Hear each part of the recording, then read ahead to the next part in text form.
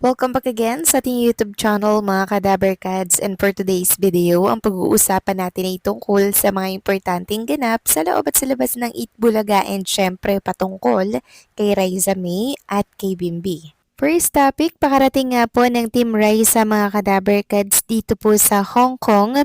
Pumunta or kumain agad sila sa isang restaurant na talaga namang binabalik-balikan ng Team Raisa. Walang iba kundi po itong famous Japanese ramen restaurant. Ito po yung Ichiran. Umorder po sila dyan ng ramen and talagang sarap na sarap po si Raisa May Dizon habang siya po ay kumakain. Talagang na-miss niya po mga Kadaberkads itong Ichiran na talaga namang binabalik-balikan po nila dito sa Hong Kong. At syempre pagkatapos pong kumain mga Kadaberkads, sunod nilang pinuntahan itong favorite po na milk tea ni Raisa May na Haiti. Kung yung mapapansin mga Kadaberkads, dala-dala pa rin po talaga ni Mami Risa yung kanyang pangmalakasang baso.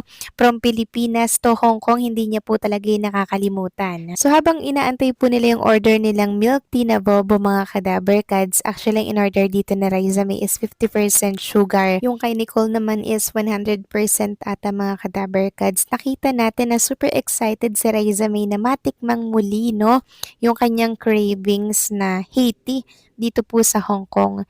Nakakatuwa no, yung cravings po nila mga Kadaberkads is kailangan pa talaga nilang pumlight para masabing craving satisfied. At after nga po nilang maka-order ng milk tea, sinalin po ni Mami Risa yung kanyang milk tea sa kanyang pangmalakasang baso. At kung inyo napansin mga Kadaberkads, sa bawat sip-sip po ng straw ng milk tea po ni Mami Risa and ni Raisa May, napansin po natin yung kakaibang happiness pag craving satisfied. At after nga po nilang makakain mga Kadaberkads, hinatid muna nila yung mga gamit nila sa hotel na pinag-check-inan po nila. Tas after po nun, lumabas na naman po silang Tres Marias. At kung inyo napapansin mga Kadaberkads, iba na po ang outfit dito ni Raisa May sa ibinahagi niya pong picture sa kanyang social media account. So si Raisa May Dizon ay nasa public phone, nagpa-picture po siya dito at tila may kausap nga po siya mga Kadaberkads at mukhang gulat na gulat po siya dito. Samantalang ang next destination naman po ng Team Raisa mga Kadaberkads ay ang Temple Street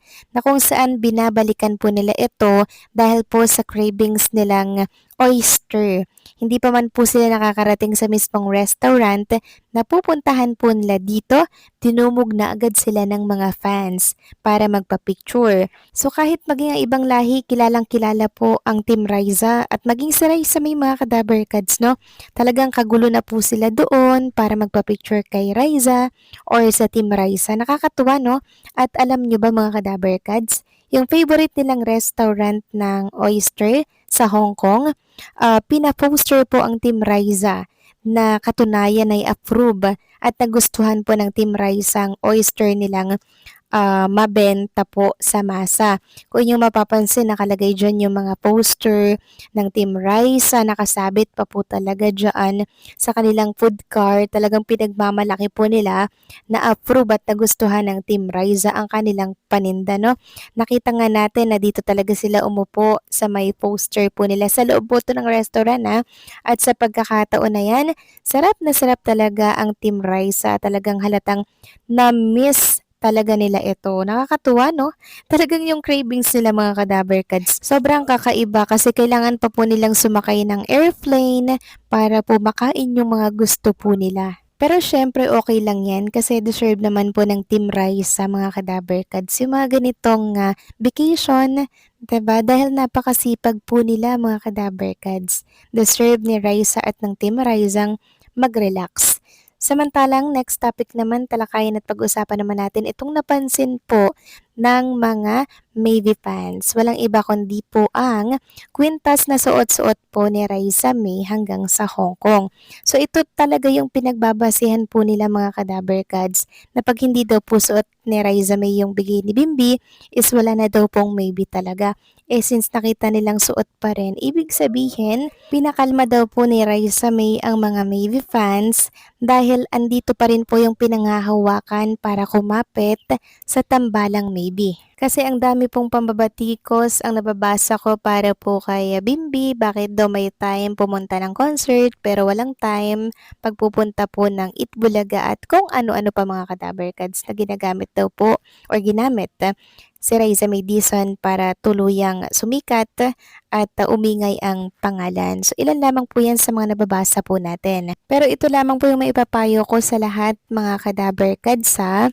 Hindi po porket hindi natin napapanood si Bimbi sa Itbulaga is wala na pong maybe. Sobrang busy lamang po talaga nitong si Bimbi at pangunawa po ang kanyang kailangan ngayon. Tsaka next week babalik naman po si Bimbi. Lunes at Martes pre-recorded wala po niyan si Bimbi.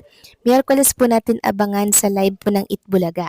Dahil yan po yung binigay na date ng kanyang road manager na si Jack Salvador. Samantalang, todo naman po ang pagpapakalma kay Raisa May ng ilang Maybe fans. Ayon dito, sa dami ng pinagdaanan na pagsubok ni Raisa, wala na sa kanya yan kahit mawala uli si Bimbi.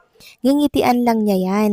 Kaya hindi din siya masyadong sweet kay Bimbi kahit panayakap ni Bimbi, umiiwas si Raisa kasi baka alam na niya ugali ni Bimbi. Go lang Raisa, enjoy lang lagi. Kaya naman sabi ko po sa inyo mga kadaberkads, una pa lang 'di ba na lagi po tayong magtira ng para sa ating sarili kasi baka mamaya magaya po yan sa Aldab, bigla na lamang pong mawala katulad ngayon 'di ba? Di po natin nakikitang magkasama si Raisa at si Bimbi sa Itbulaga. Hindi po tayo sanay. So syempre, masakit. Malungkot ito lalo na po sa mga senior citizen, sa mga trentahen, mga kwarentahen, 'di ba? Parang nakakaloka, nakaka-miss mga kadaberkads. Pero ito lamang po ha, kahit wala man si Bimbi sa Itbulaga, panoorin pa rin natin na suportahan si Raisa May. Yun lang po yung pakiusap natin. Basta may Bimbi or wala sa Itbulaga, tuloy lamang po ang show. Samantalang next topic naman, talakayin at pag-usapan naman natin itong picture po ni Raisa May sa dressing room na viral at pinag-uusapan dahil nga po sa nahagip sa camera mga kadaberkads. Ito po ay tinuturo or tinuturing na si Bimbi daw po yung nahagip sa camera na nandun po sa reflection ng salamin. Kasi yung nakita natin doon is nakasalamin din po katulad po talaga ni Bimbi. Tapos yung damit, ganun din po ang kulay kay Bimbi mga kadaberkads. So meaning daw ba nito ay present si Bimbi backstage sa programang Itbulaga?